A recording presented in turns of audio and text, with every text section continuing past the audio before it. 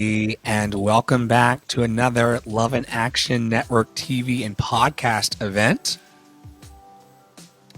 It's Deconstruction Junction with Dr. Flo and Tara Praolo. Hope that you all are having a wonderful week wherever you are. We're sending you love. I'm Dr. Flo, once again, not telling you what I heard, but what I know. What I know is that you're loved and lovable. You've always been loved and lovable, and you're going to be loved and lovable for the rest of your life. And I'm a champion for your dreams. If you're believing in something bigger for your life, if you're believing for something grander, if you're trying to become bigger in your expression, if you're trying to express more in your bank account and in your creative place, I might be the guy that could help. And of course, I'm joined every week by another helper, the fabulous Tara Praolo Studio. Introduce yourself to the crowd. Hello, people. I'm Tara Praolo. I'm a resident Black, biracial, multi-passionate musician. I talk about the ish that nobody wants to talk about and push you to do the same. Forewarning, my voice sounds a little funny today, but I promise that I'm okay. I'm feeling okay. She just went down over the weekend. She was like, lay me down. But she came back for I Speak Tuesdays. Dr. Flo mentioned earlier to his Instagram audience, where we're behind the scenes, to share it out, and that maybe one of you listening, whether this is the replay or you're here with us live, maybe one of you would want to come deconstruct some of the things that you're seeing in the world, or just share your experiences with deconstruction, or something that you want to talk about. We would love to have some other people. We have space for, I believe, three or four other people on Restream. So, which is what we're using, free game, okay? And I heard tell that there's more free game coming from Dr. Flo in the coming weeks, free and donation based. So just stay tuned for all of that. But if you are interested in being a co-host on any section of the podcast, that's Daily Boost, this, Deconstruction Junction, Love and Truth, you want to be interviewed for Love and Truth, feel free to submit an application at lovedandlovable.bio.link. I think I did that correct. Yeah, but only bring yourselves if you're honest, open, willing, and available. Some of y'all lie like a rug. You claim that you're honest, you claim that you're open, you claim that you're willing, you claim that you're available, and then when it comes time to put the money on the counter, when it comes time to show up for the call, when it comes time to do the attendance and things like that and the accountability exercises, you start telling me how I'm disrespectful to you and your dreams. I'm not the one that's disrespecting your dream and your message.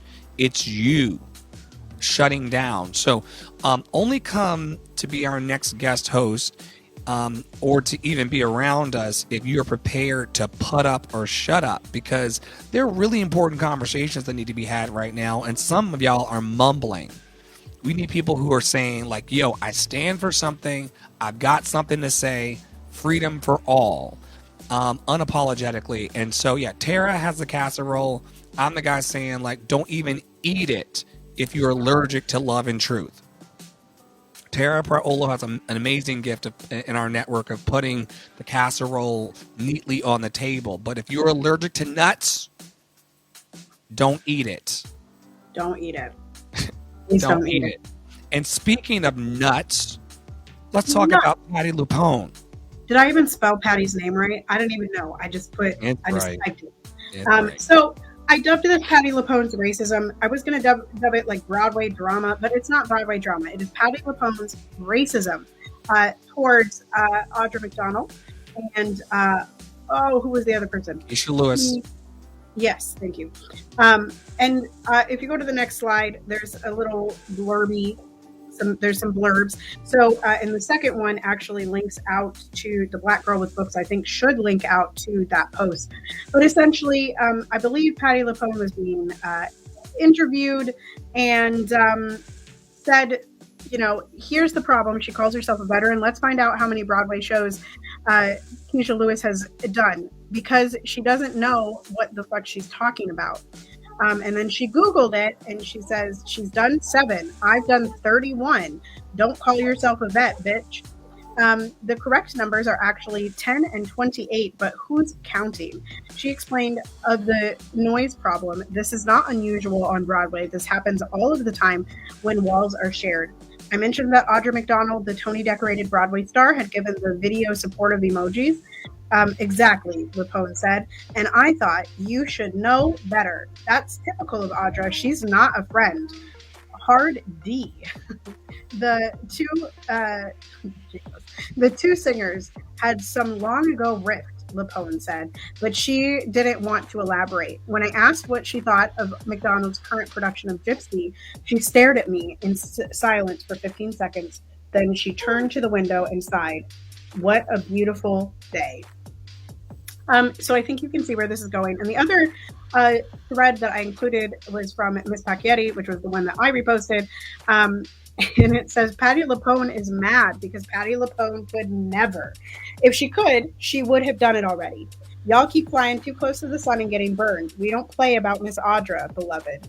And there's a picture of Audra McDonald, of an article that says Audra McDonald is the most Tony-nominated performer in Broadway history, thanks to her nomination for playing Rose, how do you say that, Halvick, in the current Broadway revival of Gypsy. McDonald has reached 11 nominations, breaking her free of the 10 nominations pack with which she was previously grouped. Previously, McDonald was tied with the late Julie Harris and Chita Riviera, and for the performer with the most Tony nominations. McDonald became the most awarded performer in Tony history in 2014 with 6 wins.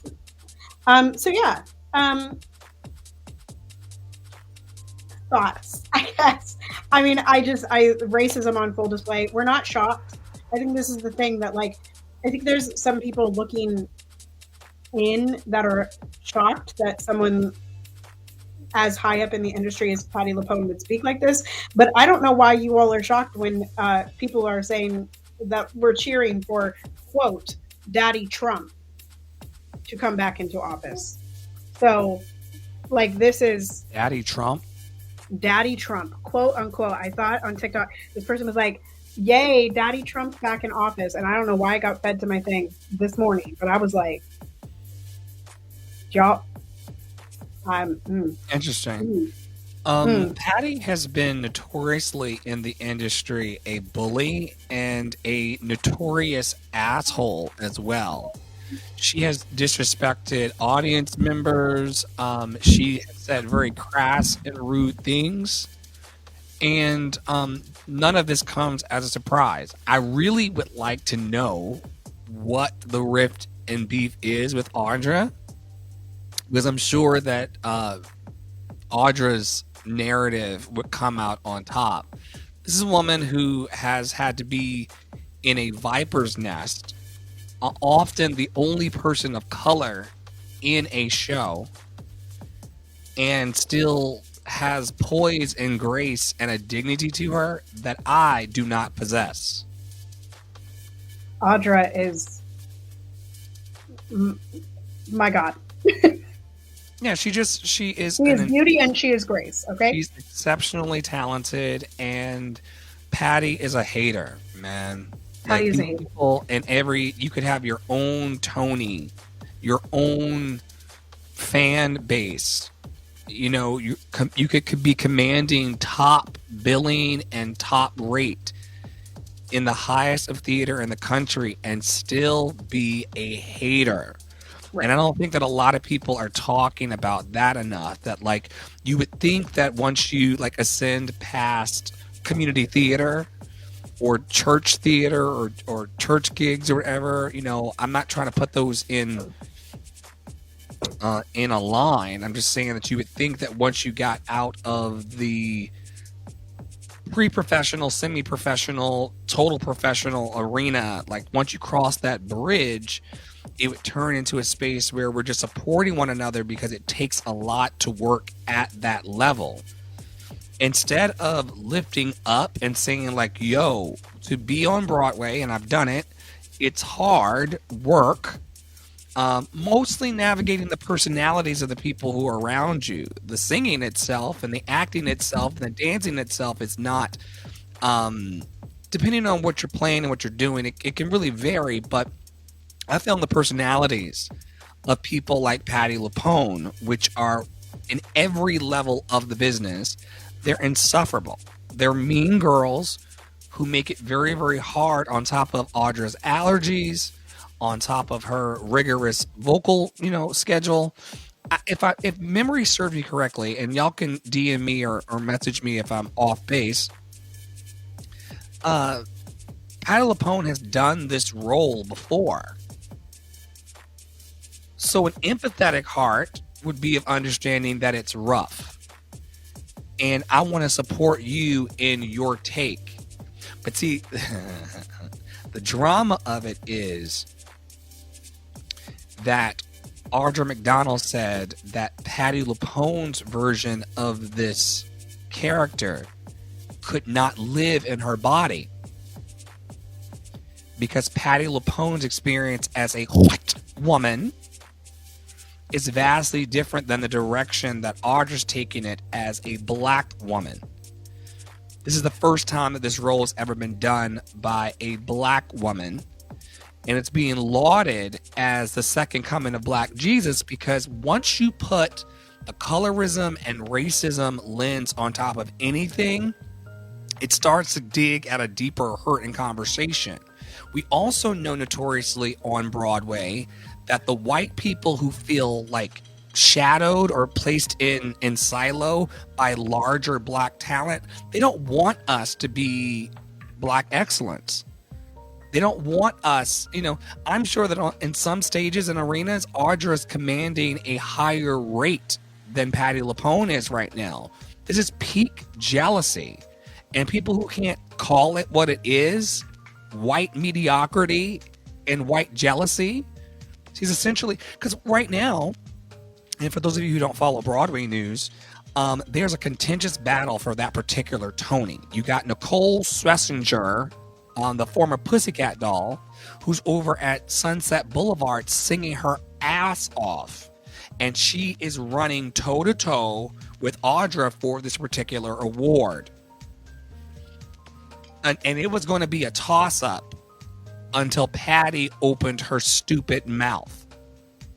Also, just to add a layer, Patti LuPone won a Tony Award for playing Mama Rose in the 2008 Broadway revival of Gypsy. Just right, but what I've heard from everybody, from people who I know in the business to Oprah Winfrey on stage, backstage, the way in which Audra tells stories is remarkable, to like the way in which she's gifted to tell many different kinds of stories, and she's not afraid as a performer, a classically trained performer like us. She is not afraid to go deep into the emotions of a script. Patti LuPone wants you to like watch her and know that she can sing and that she's Broadway royalty and icon, all that stuff. Right. And Patti LuPone is one that has tried on, much like a Miley Cyrus and all of the other white singers that you can imagine, tries on other ethnicities and religions in order to make themselves more special, right? I read a thread and I lost track of it, but essentially saying that Patti LuPone has accepted roles because she quote unquote looks Jewish, but she's not Jewish. She's like Italian Catholic or something. So like she's been doing this for years, adopting this, and this is something she cannot adopt because she will not ever be black. And so, as you said earlier, she's that way. Jealous. She's purely jealous of what is happening on Broadway, and perhaps just angry that Audra's performance is overshadowing her own from, almost 20 years ago. It's also giving better. It's giving better. Like, we have not mentioned yet that Audra is the most Tony decorated performer in 4 categories in all of history. The top Tony winner is Audra. Yeah, we read that. That's right. That was in the Pac Yeti Brittany Packnett post. She's She's won 6 times, I think. And that makes her the most awarded performer. And then she's also the most nominated performer. With 11 nominations. So it's giving bitterness on Patty's part that she probably has felt for her years in the business that she deserved more recognition, but no one wants to recognize a notorious asshole. Right. And she could have kept her mouth shut, but now she made everything that which more steep for her. Like there will be people in the business who will praise her for being rude. She's getting a lot of claps from very pale looking Broadway people, and they will come out and scream for her and support her, and it's all good, I guess, except that like we see y'all. We see how industry people and musicians and beyond are responding to her her bad behavior. Yeah. And I'm not impressed. At all. I liked that you shared one that said like it was a clip from a show or a movie and it's like, shut up, Patty. That's from Will and Grace. Girl, that's when Jack was like, shut up, Patty LuPone, because she was just chiming in the episode. And Patty's done television cameos, serious roles, not so serious roles. Like she is a very known person in the business. She's not really showing the younger kids a positive path to take. Especially when you look at Audra, who has also been in movies and has had iconic roles in the public eye. Like her Audra was the wardrobe in Beauty and the Beast. Remember when they were making that problematic ass Carrie Underwood into the lead in Sound of Music, and Audra was Mother Superior, and she sang "Down, Climb Every Mountain." Have you never heard Audra's "Climb Every Mountain"? No, I have not, but I'm gonna go save it on the YouTubies. I'm gonna go save it. She was in a whole habit as a nun in Sound of Music Live. Every mountain. Audra McDonald. Y'all have to find some respect. Find it quickly. All right, let's move forward into the changes over on Clubhouse. For those of us who are in the high school, and for those of you who've been following us through social media and our evolution through social media for the last 4 years, you will know that Tara and I met on an app called Clubhouse. We met a lot of people on Clubhouse, hundreds, thousands, too many to mention unless they are in the book or in some part of the story still involved.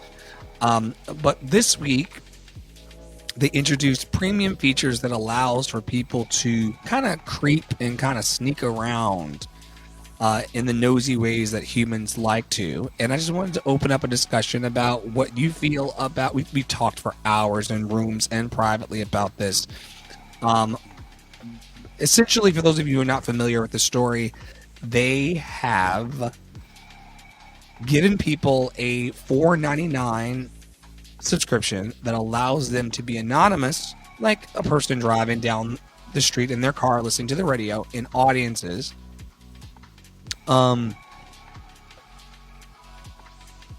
They've also given you the ability to essentially turn your profile into a link tree and a bunch of different things.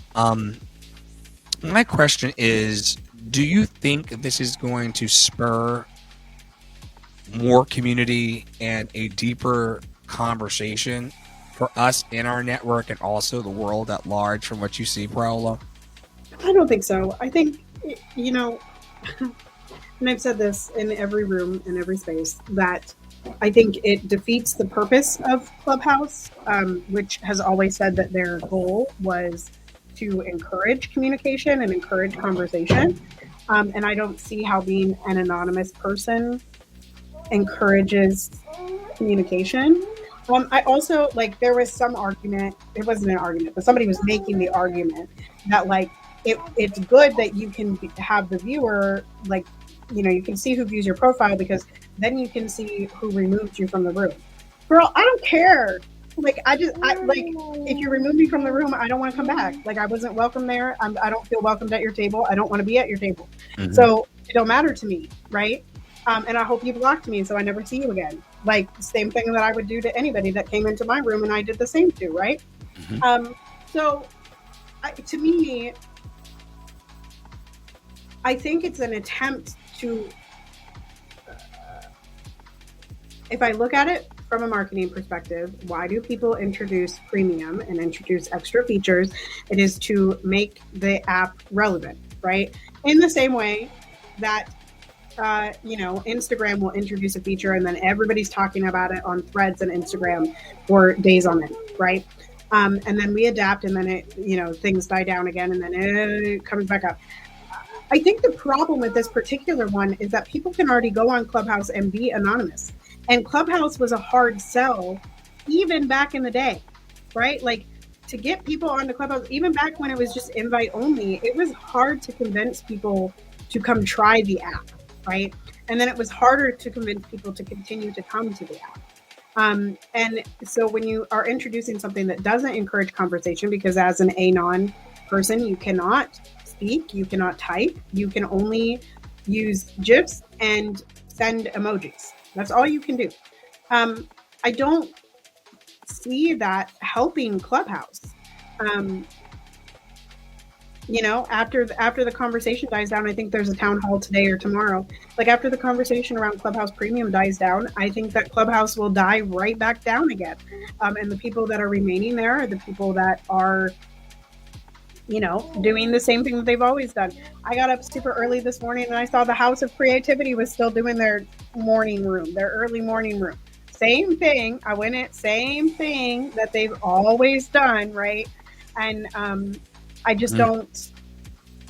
Yeah, I don't see how Clubhouse, what's it called?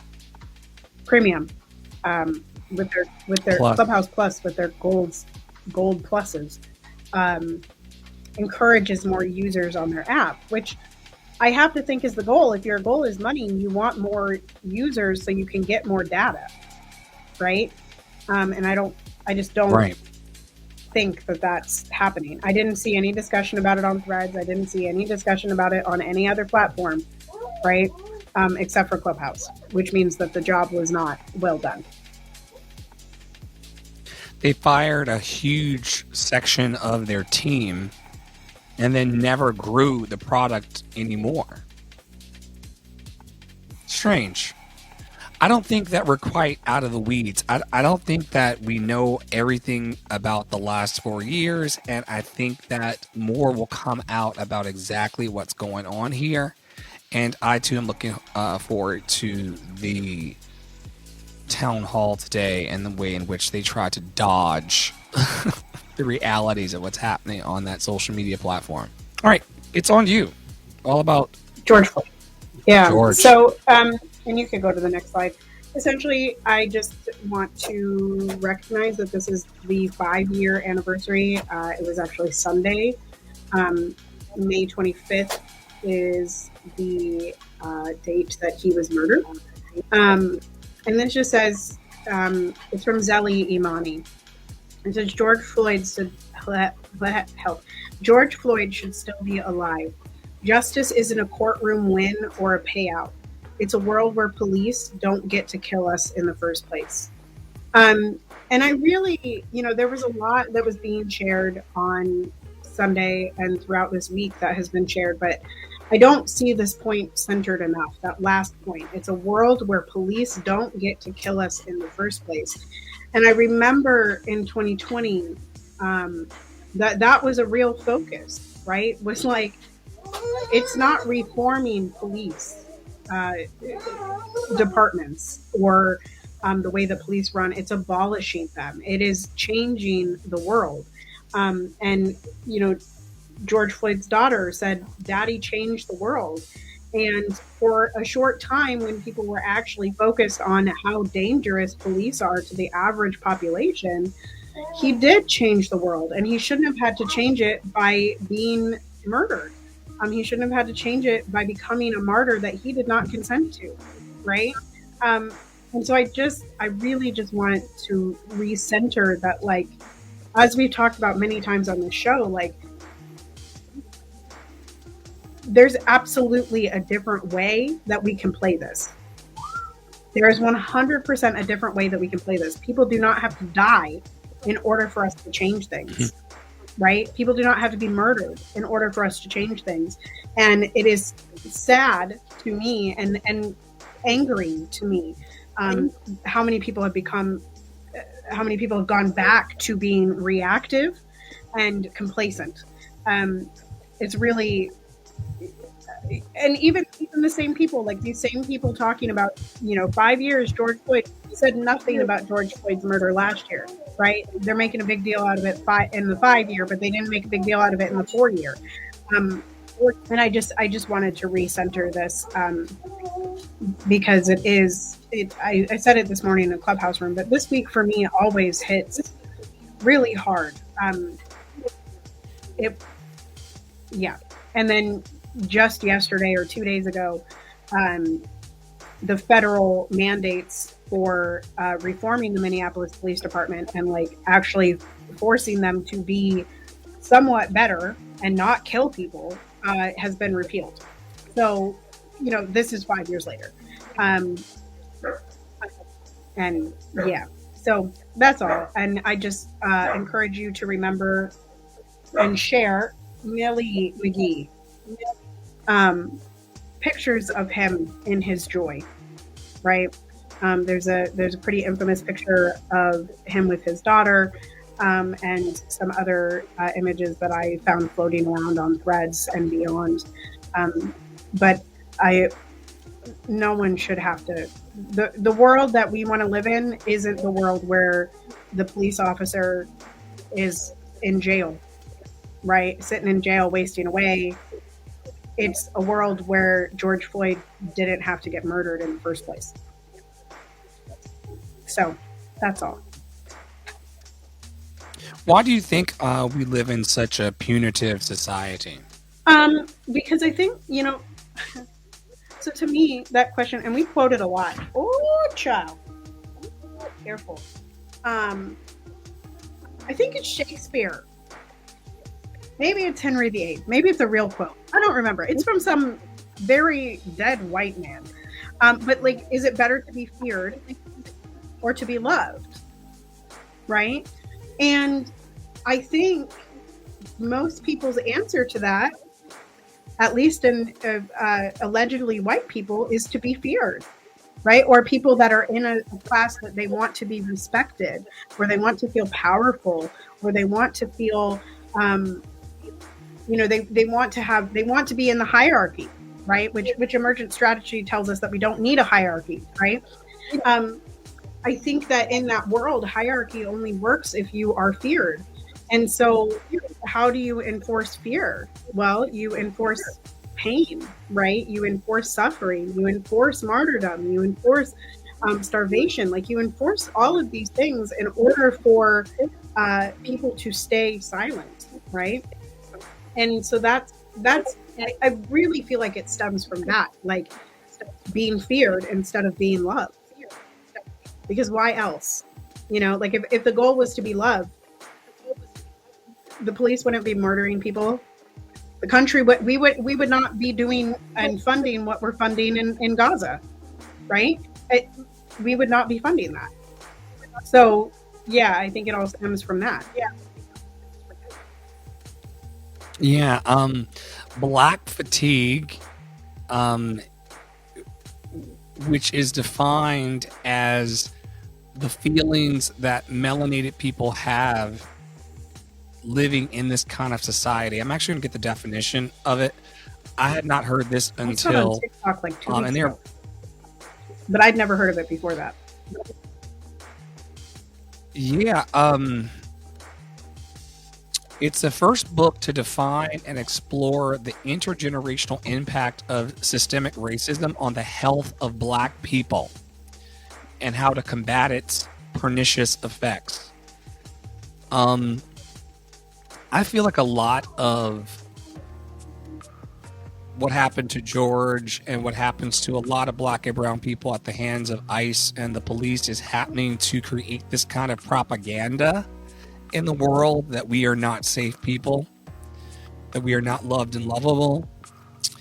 and that it should be normal to crush the body of someone else. And then that ripples into a black fatigue that lives in the psyches of so many dark-skinned people. And I no longer want to eat that food. I'm sorry that man lost his life. And it says a lot about a society that wants to parade the suffering of people that looks like you in your face.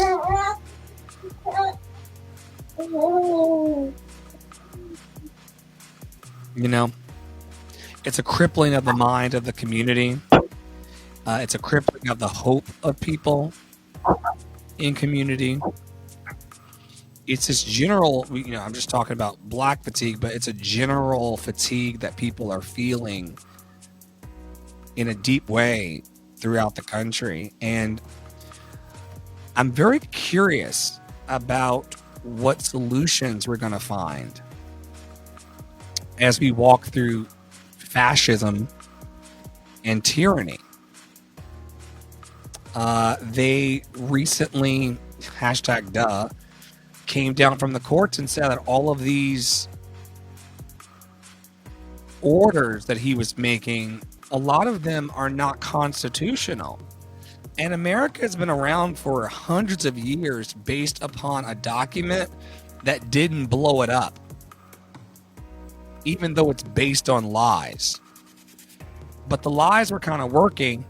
Some of his camp, and I'm talking about President Trump, some of his camp is saying that this is intentional, that the breaking is intentional, because there has been a lot of corruption on the part of many political parties and over the years, and a blatant invisibility as it relates to all kinds of people groups. I don't like it when the Republicans say things like, that's identity politics. That's identity politics. They're just playing to identity politics. Who I am in the world influences every fucking thing about me. You don't get a pansexual black, this is my story. This is my song. It's a song praising my Savior all the day long. It's a song that's from the church. So this is how I'm showing up in the world in this particular soul clothing. And their things are important to me as it relates to the communities that I'm a part of, to try to separate people from themselves when we all want to be happy, healthy, and free is bullshit to me. I'm very curious because someone this week who will be in my reports, messaged me to ask me about the naughty photos that were over in the 501c3 that supports kids and arts programs. I sent them what I had and said, I'm going to continue in the report. And they were like, well, hope you're doing well. I was like, still looking for support in a very barren land. Still looking for the adults who want to actually do something. Not the, I work so much, I'm so tired. These kids, oh my God. I can't do nothing with overwhelmed. But we're going to eventually, and I feel like, Tara, like a lot of people's faces are going to get pressed against the glass. These are very hard-headed motherfuckers. Until COVID, until people actually started getting wheeled out their houses, until their pastors started dying, people didn't sit down.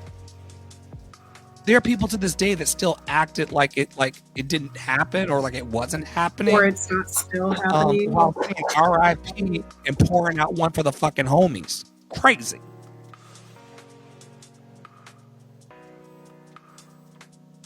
So we're gonna have to figure out what our action plan is, what our strategic action planning is around caring for the communities that will be neglected under this administration, but also not Xing anybody out of the equation.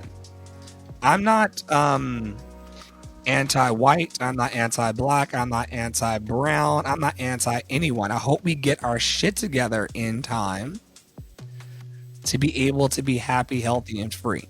What say you about the overlap between community care, community action, and societal justice? You know, I think, why are you doing that? Why are you doing that? Jeez. I think our communities currently are a direct response to capitalism, or at least the way that some people do communities. And so I really think that there's a, what is wrong? You literally have food in your hands. There's a lot of community that acts. We were just talking about punitive ways, and I think there's a lot of community that act that way.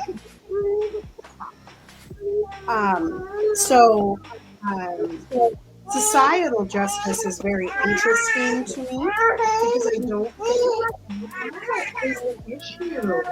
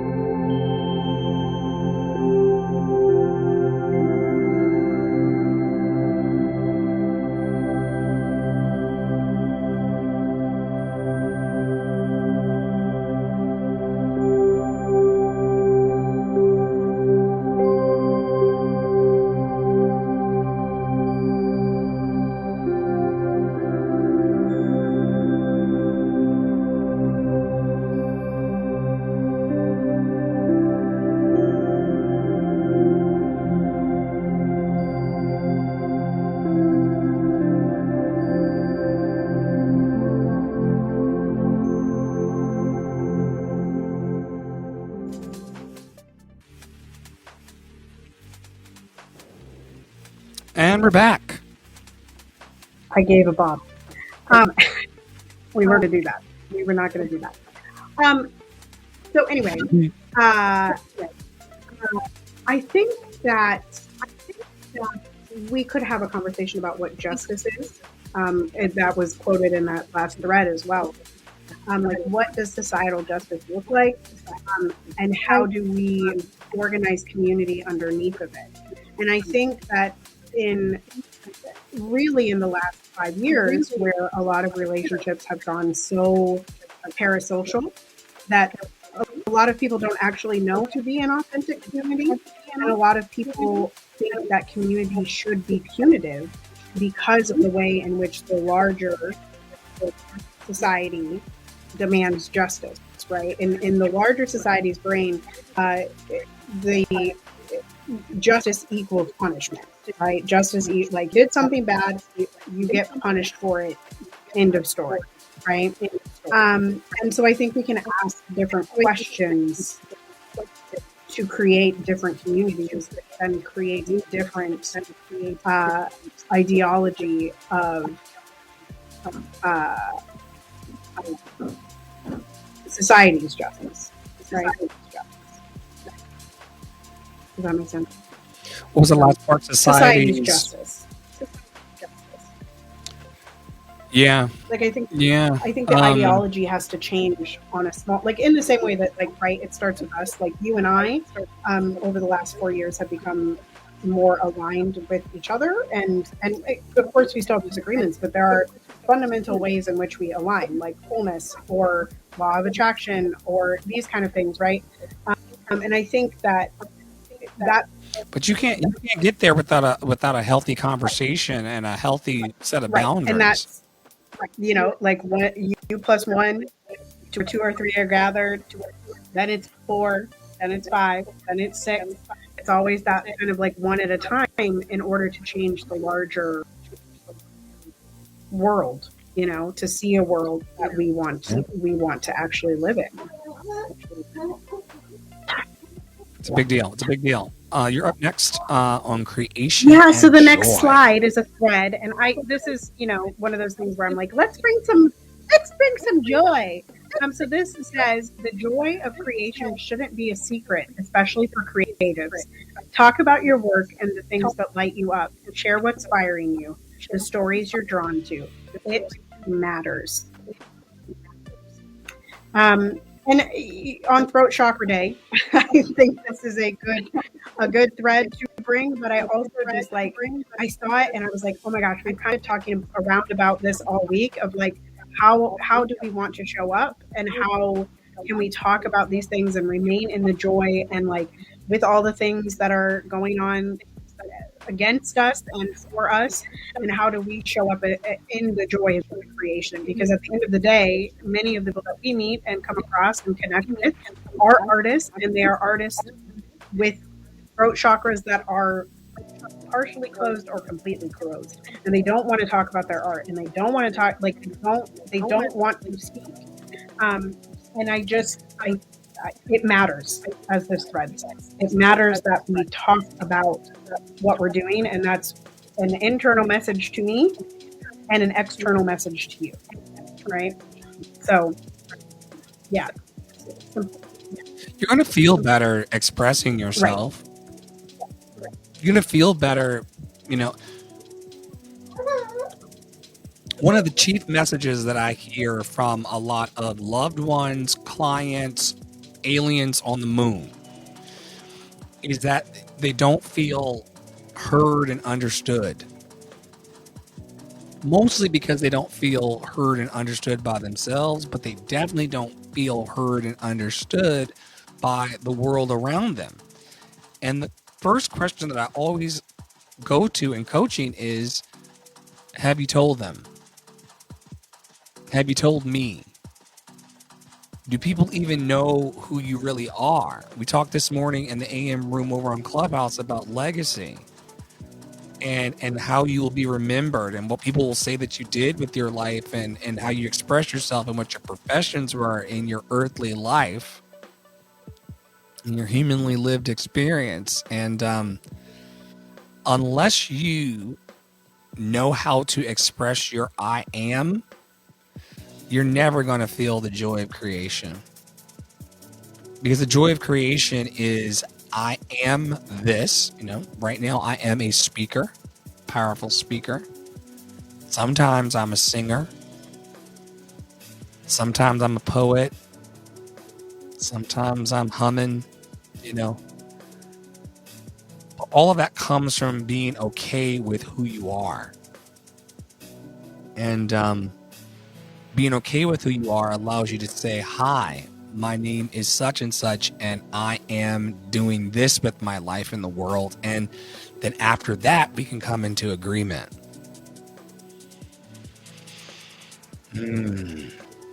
Juicy, juicy, juicy. Speaking of enough agreement, is there enough? I want to give a shout out this week to my brother Daniel over on Clubhouse, who's introducing a philosophy concept of the opposite of war being agreement. And is there enough agreement in our organization? Is there enough agreement on the planet? Is there enough agreement in community? Is there enough agreement inside of yourself to manifest the good we seek in our lives and in the world. And I've just been toying with this idea of, is there enough, for the last week and a half or so, and it's radically changing my life. Most people are walking around in life thinking that they don't have enough of a certain thing, and it plagues their day, and it's part of the 60,000 to 80,000 thoughts that we have, and a lot of them are stinking thinking, I would change my life if my lover behaved in the way I wanted him to. I would change my life if I had more money. I would change my life if I had more time. I would live life differently if these people weren't getting on my nerves, or if I had a fully working stove, and all these other things that we kind of put as like everyday obsessions that just preoccupy our minds to the point to where we can't be fruitful. We cannot be fruitful because we think that we are living a life of scarcity. Is there enough breath in your body today to be hopeful? Is there enough support around you to feel an updraft of encouragement? Is there enough self-love in your heart to tell yourself that you can keep going?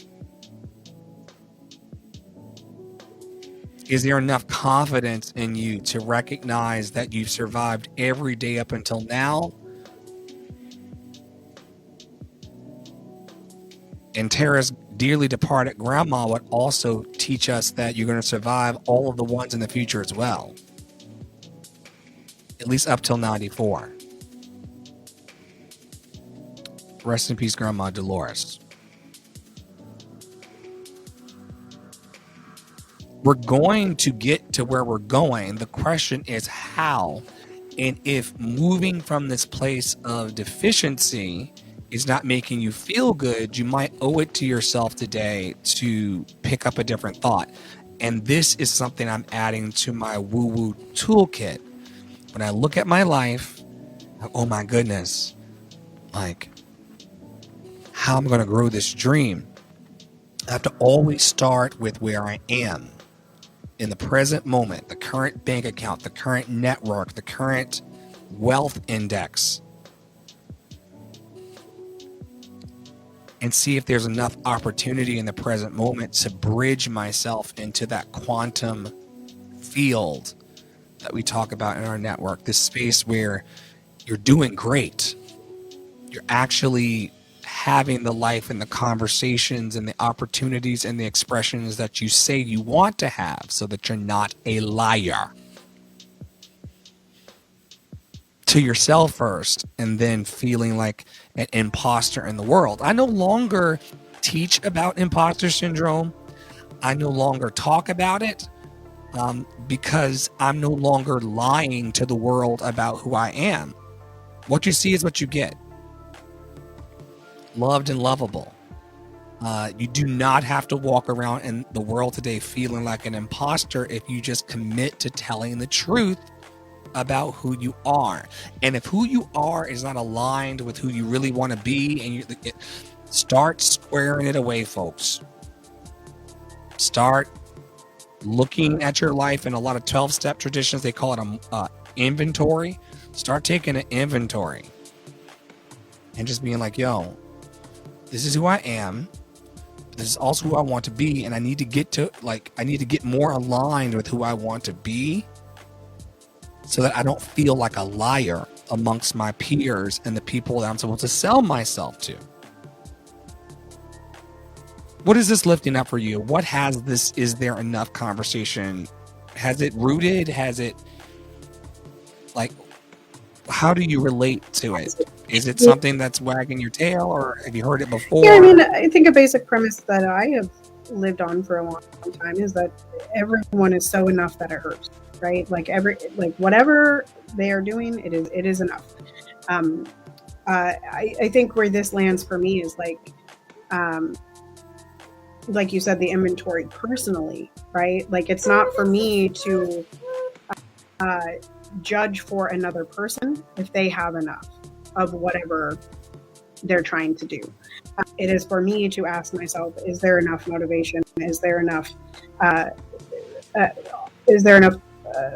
interest? Is there enough money? Is there enough, like, it is a personal look inside, right? It's that internal scorecard that you sort of talk about quite a bit, that I think is really really helpful. And I think, you know, one of the things that I love about personal development and the direction that it's going as of late is how simple the concept can be, and how we can just take that very, very simple concept to help ourselves, right? Like, this is a simple question that can go on and on. Like, for me, is there enough quiet? Is there enough time for me? Is there enough balance? Is there enough is there enough work? Is there enough joy, right? Like, is there enough boundary? Are there enough sippy cups? Is there enough drool? You know, like, my child is making noises over there, going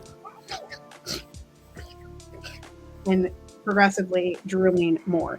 So I like that this is an internal exercise that people can use to help themselves, I think, and it's a very simple exercise, as opposed to some of them which get a little bit ballooned.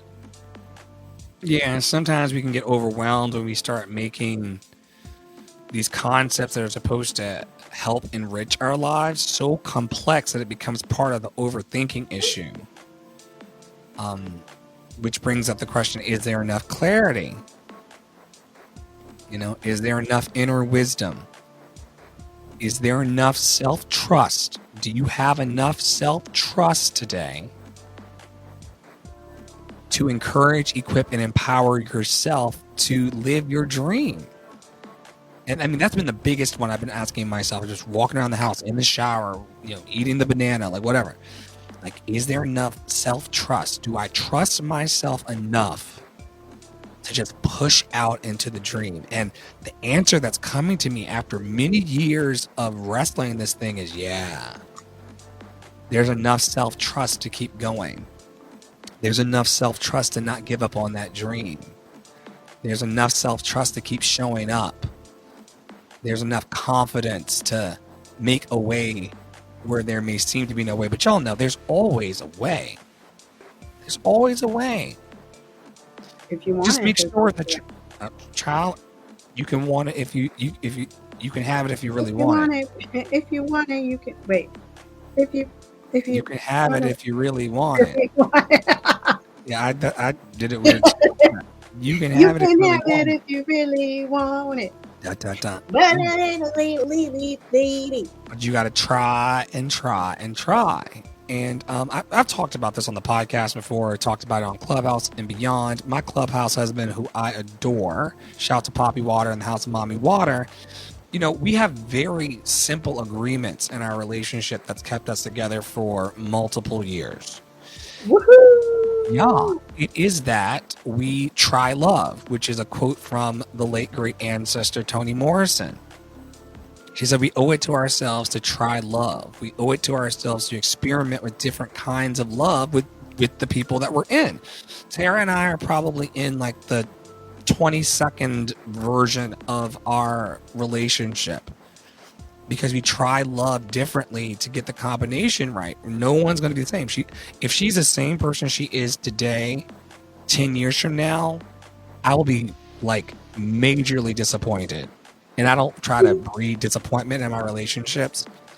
But if the lady doesn't evolve and grow and mature and become more of herself and more of her joy and more of her passion, oh my God.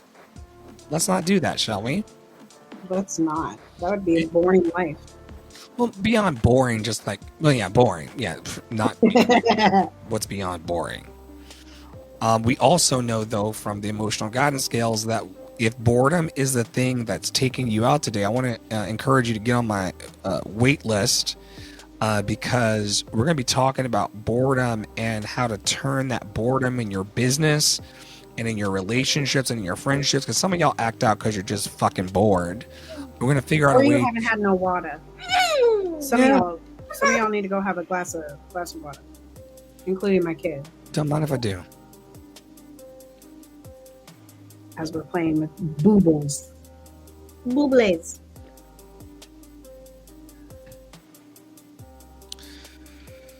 So yeah, lots of things that can throw you off, including spiritual illness. And the reason I'm talking about this is because a lot of you, and I go into all kinds of digital spaces, a lot of you are cloaking your mental illness behind spirituality. Talk about it. Yeah, and I brought this topic today because it's not cute. It's not cute at all. It's not cute. To sit on a stage for hours and to accuse trans people and homosexual people and people minding their business, having happy, healthy, and free lives, of being demonically possessed and having something wrong with them is spiritual illness and mental illness. And we really have to talk about it. Like myself, a lot of you have had familial trauma and abuse by family members and strangers. On behalf of all of us here in Love and Action Network, especially the healing practitioners, I'm sorry that happened to you. I'm sorry that happened to us. It is no reason to then turn around and use white Jesus to make me feel bad about my happy life. If you look behind me on the wall, and it's not in the shot right there, but the Instagram folks can get it, there's a man, another human being who loves me and would burn this town to the ground in my name and honor. You're not going to call love and protection and care harm anymore just because you don't have the mental to have it for yourself. Y'all got to stop demonizing people who are minding their business because you used white Jesus to save you from a wicked and lustful lifestyle. Just say that you had no control over your impulses. Just say that you were laying down with demon dick and getting chlamydia and gonorrhea, and syphilis in the ways that I did. Just own the fact that you were not happy being a hoe. That there was something about your upbringing, something about your psychology that did not want to embrace pleasure in that way. And because your mama told you that good girls have a low body count, you put yourself in that prison. Like, can we talk very clearly about, like, and we've been very clear. People don't like when I talk about this. They think it's crass. Why you always talk about your dick? Why you always bringing up da da da da? I mean, I didn't touch myself with pleasure fully until I was 21, 22 years old. And nothing about that is healthy sexual exploration. But every day, I would call them well-meaning, but they're not. Every day, adults in society are telling younger adolescent children and people how to not have body autonomy in church context. And then some of them grow up to not even have positive relationships with their body because of a religious spiritual illness that has metastasized into mental illness. I want everyone in the room to, I don't believe in running around the pool or running on the stage because it's a liability, but you need to walk swiftly and look up this book. We're going to do a book club about it because these people have lost their whole shit. It's by Andrew Newberg. It's called How God Changes Your Brain. And I'm going to start reading it. Dr. Andrew Newberg, How God Changes Your Brain, and how some people are trying to like feel better than you or tell you what to do or judge you, because this lady told me this week on Clubhouse that she walked in the spirit and I was in the carnal flesh, so I would never be able to understand her because she was a spiritual person that had healed from all of my demons. But because I was carnal and in my flesh nature, I would never be able to comprehend where the fuck she was at. And I'm like, where you're at is sounding like a harmed person. You sound like a wounded animal that had a lot happen to you, and there's not any kind of spirituality or religious kind of rhetoric that's going to heal that unless you're prepared to have real conversation. And I feel like a lot of people we talked in this podcast about spiritual bypassing. Like, some of y'all are not okay. And, you know, I know that we sing, or we used to sing, that Jesus is the answer, but get your ass in a therapeutic condition so you can heal enough to stop hurting people in the name of Jesus.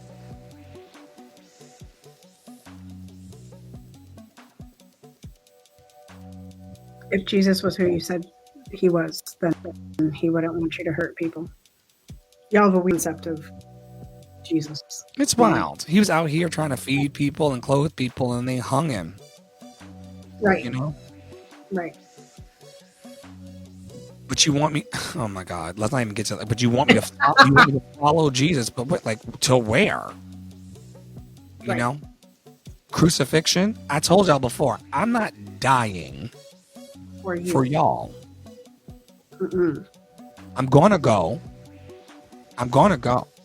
but I'm not going for y'all. I don't have a Jesus complex. You know.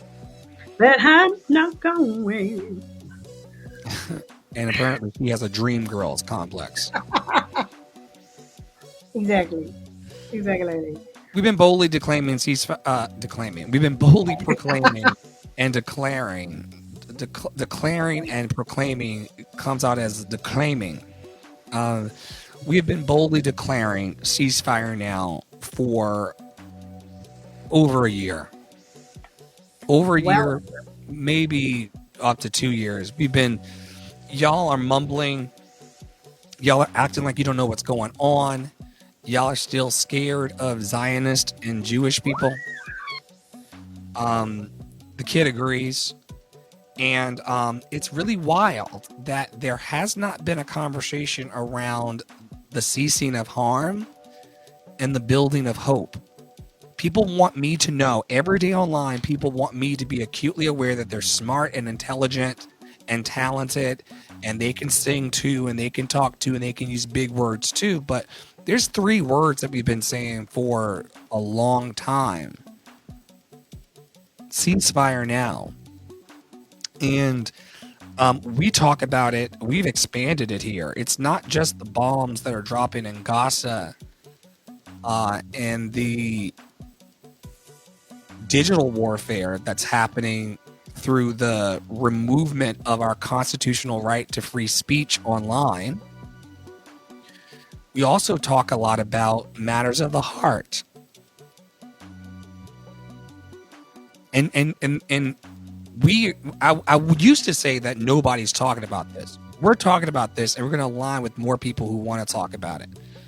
Of all the solutions on the planet to go with, dropping bombs out the sky is the best one that capitalism can afford. And I don't stand for that.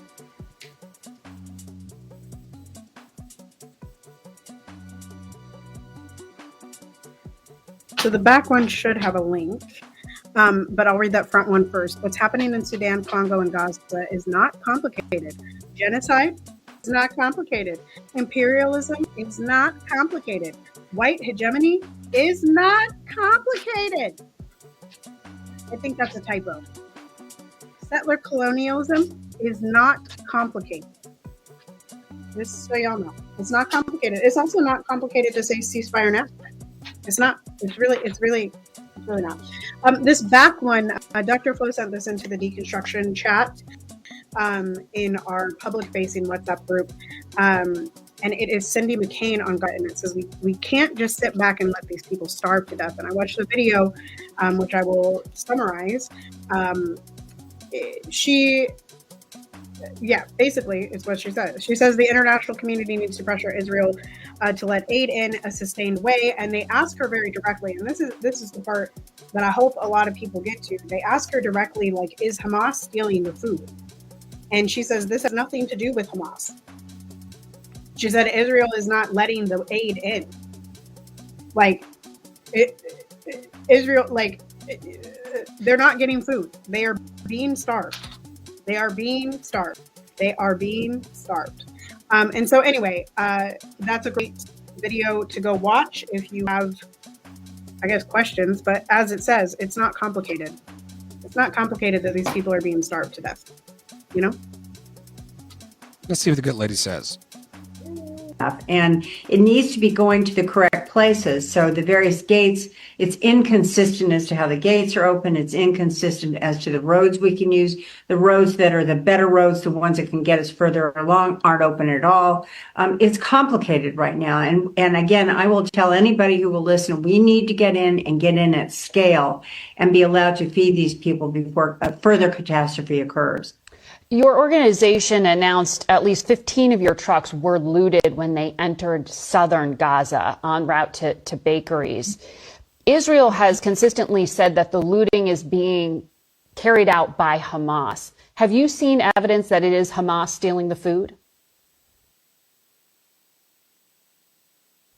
No, not at all. Not in this round. Listen, these people are desperate, and they see a World Food Program truck coming in, and they run for it. This doesn't have anything to do with Hamas or any kind of organized crime or anything. It has simply to do with the fact that these people are starving to death. And so we will continue to go in. We will continue to go in with food and the kinds of supplies that we need to help the bakeries operate and make sure that we can continue to do that and hopefully be able to do more of it. But again, we can't do this unless the world community puts pressure on this. We can't be allowed to sit back and watch these people starve to death with no outside diplomatic influence to help us. These poor souls are really, really, really desperate. And, having been in a food riot myself some years ago, I understand the desperation very well. Well, 5 days ago, Prime Minister.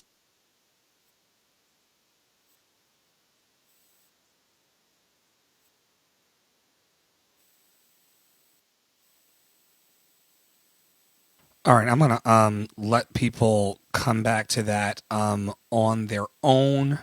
I've never understood how y'all are letting the bullies called Hamas govern people who are not bullies' ability to eat. That's nuts to me. It's like nobody gets to have lunch at school because the bullies took all the lunch money. And that's not how food operates. That's not how humanitarian care operates. We know genocide when we see it. We know eugenics when we see it. We know colonialism when we see it. We know evil when we see it. And no amount of yelling at me on Clubhouse or sending me crazy messages or whatever is going to change the fact that there are just certain cultures of people who lack empathy for others. And it's going to take us, me, you, we, to continue to apply that pressure that woman was talking about. It's nuts to me that, people are starving, and because you feel like the price of your groceries is going up and you're having to focus on how you're going to eat, which, Tara and her business and me and my business privately are focused in on our ability to eat, but to not also speak up for someone else who does not have access to the technology that we have access to. Like, they can't do live streams in Gaza right now because of the desecration of whole community spaces and the killing of their children.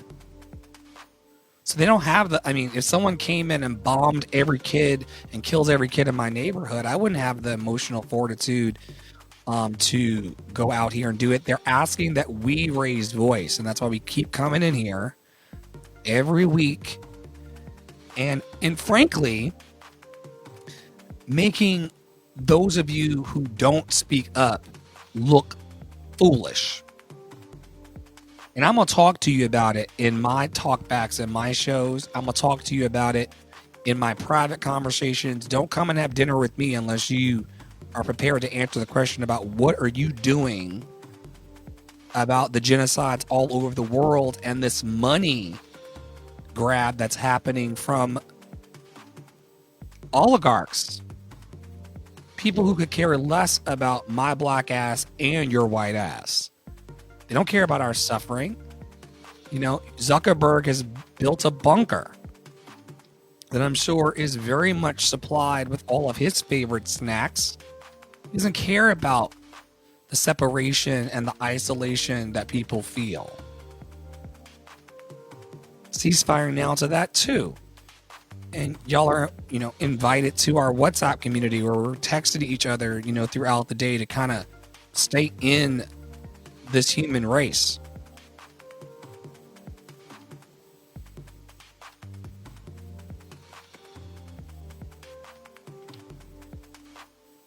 Oh, this relates. So maybe you know, Miss Rachel. If you're a parent, you may have heard of Miss Rachel. Never watched Miss Rachel, but she is very popular in the online space for like distracting your children and being very sweet. And anyway, Miss Rachel also gave birth like not so long ago, and she is choosing to use her very large platform to discuss Gaza. She features videos of children from Gaza who are amputees. She's been doing it. So this is leaders. Be so ashamed of your silence. Be so ashamed that you've seen the images and videos. We've seen that they haven't moved you to do the right thing. Be so ashamed that you normally speak out for children and human rights, but won't now because they are Palestinian. Be so ashamed that you don't see children like my friend Rahaf. I don't know if I said that right, y'all. Like you see other children. Be so ashamed of your anti-Palestinian racism. And yeah, so I wanted to highlight, there's been a lot of conversation about Ms. Rachel, and Ms. Rachel has definitely lost a lot of support, but she is standing firm even after just having a baby. And so this is just to say, like, those of you that are so scared to speak out because, oh my God, people might unfollow you, like, you will survive. And in fact, there will be supporters on the other side of it. Like us saying ceasefire now. Like, you're not alone. You are not alone. You're not alone. What's wild is like all of these people out here beating their chests in front of their kids and in the community, you know, acting like they got a backbone. They're not these adults are not standing up for what's right. Y'all are whispering. I don't like it. And my question is, what comes next? Like, after the whispering, after the murmuring, after the complaining, after the blame spiral. We talked last week in our community about the blame spiral. One of the major storms that people have in their lives is the blame spiral. You're blaming everybody else for what's going wrong in your life and in the world. Is there enough hope to ask the question of what comes next? What comes next? What comes next? What comes next? Will there be joy in the morning? Right. And what will world be present to that? Yeah.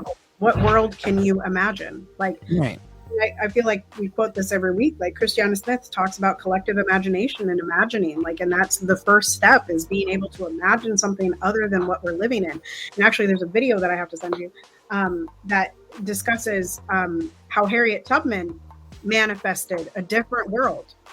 She just decided, no, this will no longer be the world that I live in. right? And she, obviously, we all know her name, right? And so yeah, what comes next? What is after? What, like, what, and even if you want to maybe do it in a more, you know, like, okay, if I say ceasefire now and I lose a bunch of followers, ask yourself, what comes after that? What comes after that? Like, what comes after that initial fear? Usually it's support, right? Usually it's help.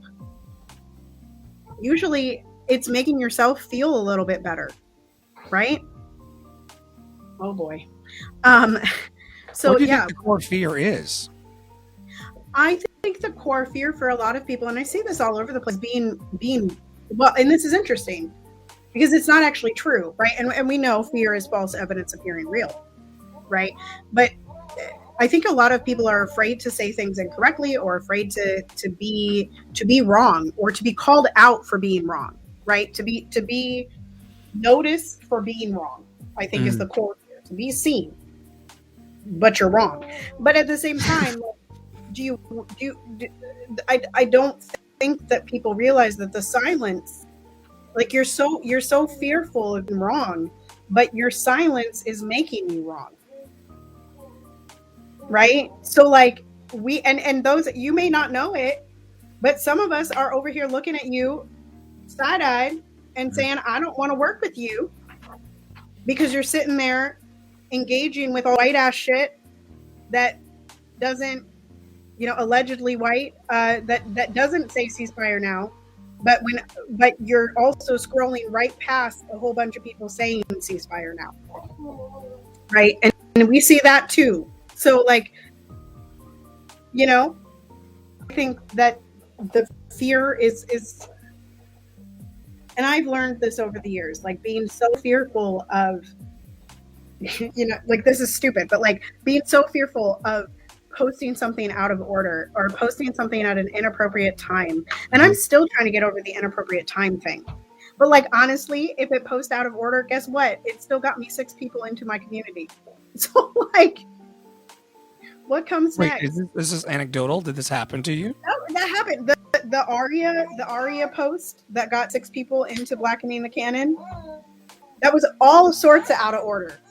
Meta Business Suite said, I will not post it in that order that you determined, and it posted it all out of order. It didn't make a lick of sense.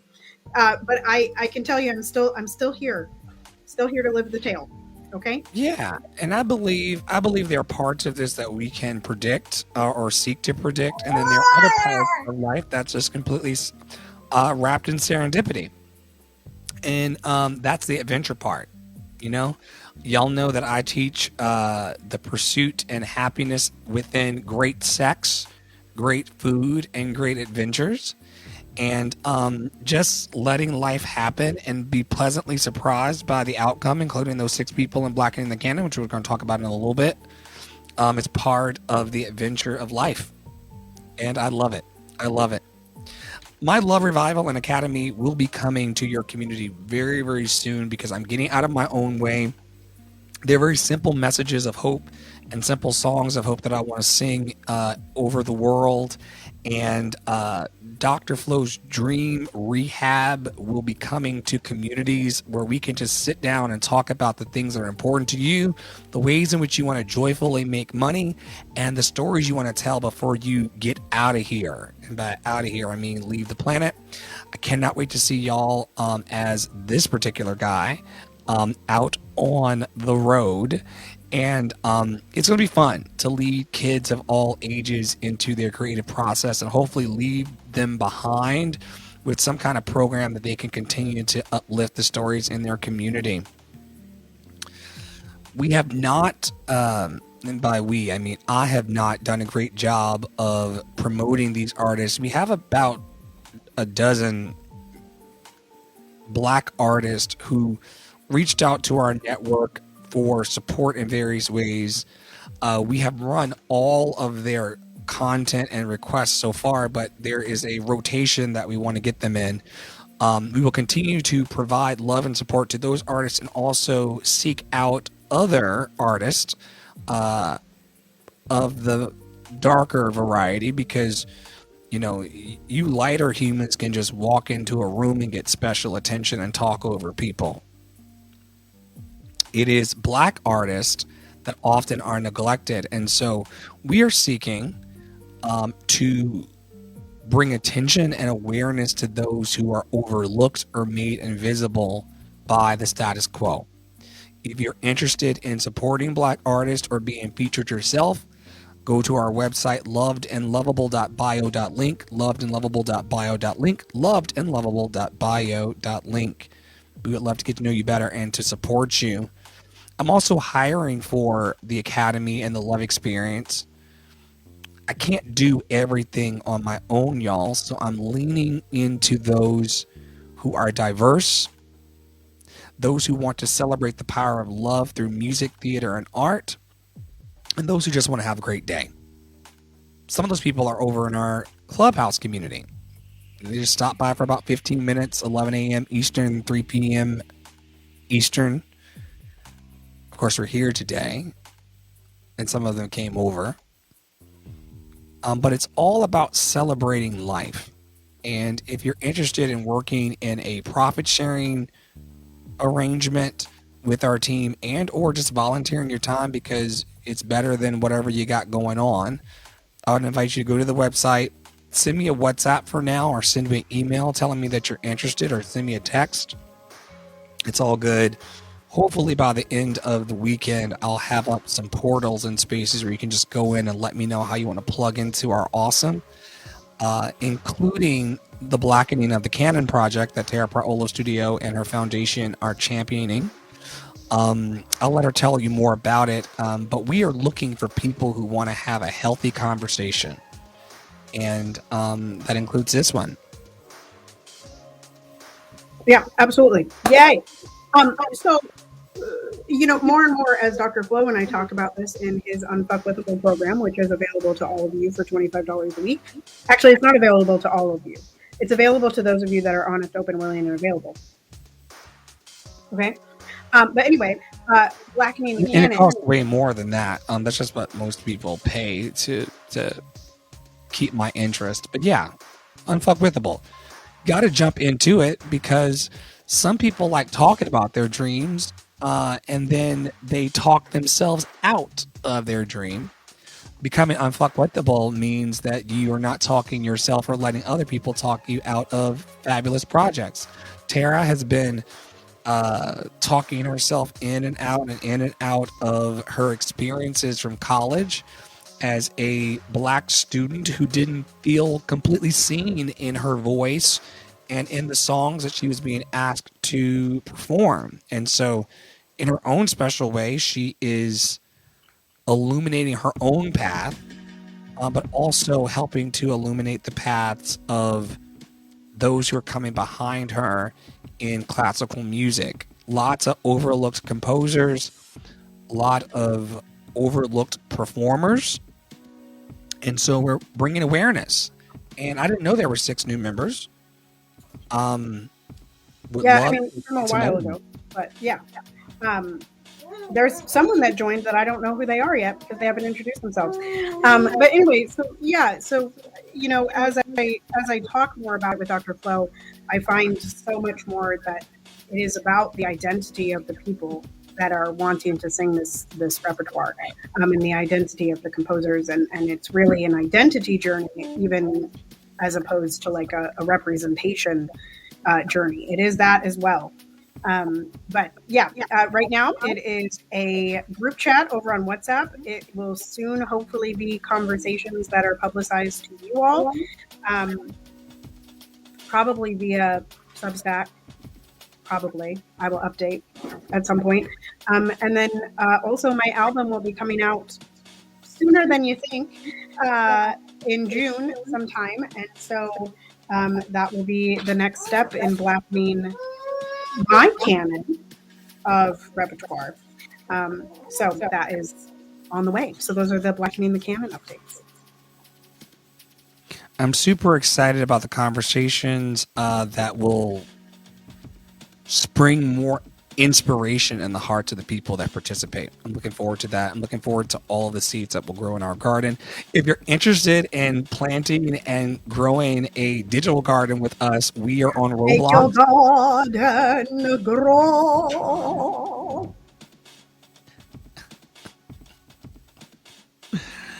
Join us on Roblox if you'd like to receive some free produce to get your bank going. For those of you who are growing and selling vegetables in our Roblox gardens, we would love to have you in that part of our fun as well. We're not serious all the time. We play a lot, we joke a lot, but we're also guided towards manifestation of our dreams in a real and impactful way for ourselves and the community.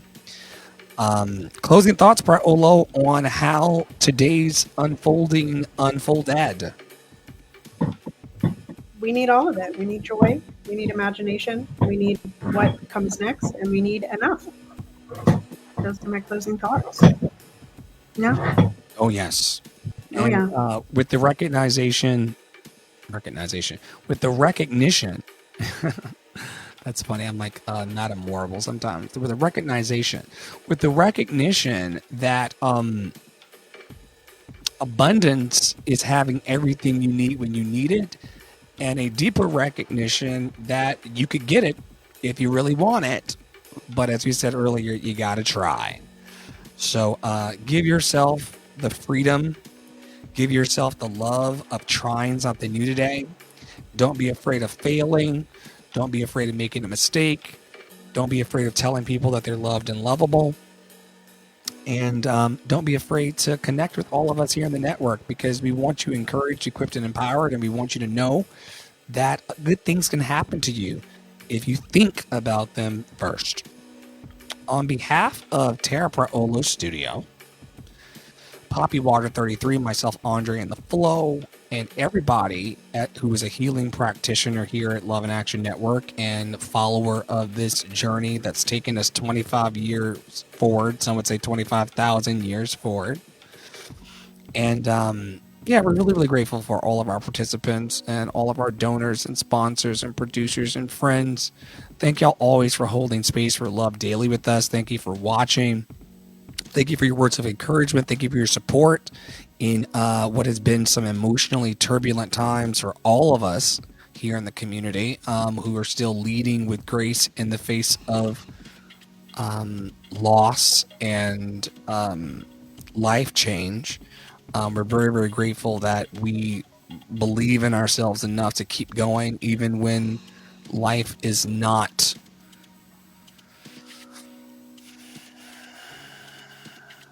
perfect. And no one's life is perfect, but sometimes storms happen, and it's good to know that friends, encouraging friends, exist. So whether you're in Nigeria or Pennsylvania or Minnesota or North Carolina or New York or any other of the places that we rep, I hope that you choose today to stay in your power. Stay in your joy. Stay loved and lovable, whatever that means for you. For us, it means being honest, open, willing, and available. And with all of those ingredients, you're going to make a fabulous dish that is your life. We will see you very, very soon around our fantastic network.